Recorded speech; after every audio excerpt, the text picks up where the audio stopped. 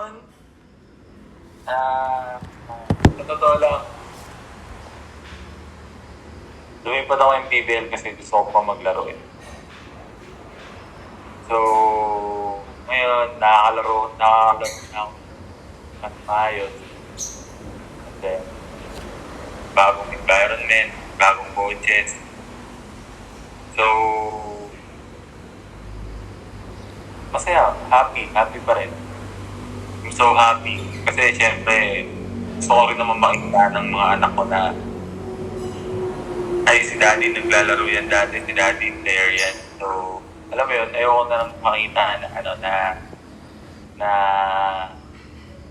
nasa record na lang yung mga laro ko dati.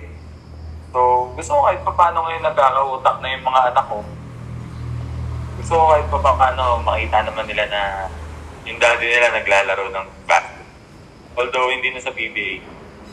Pero hopefully, makabalik tayo sa PBA. Magkakaroon ng isang why not, di ba?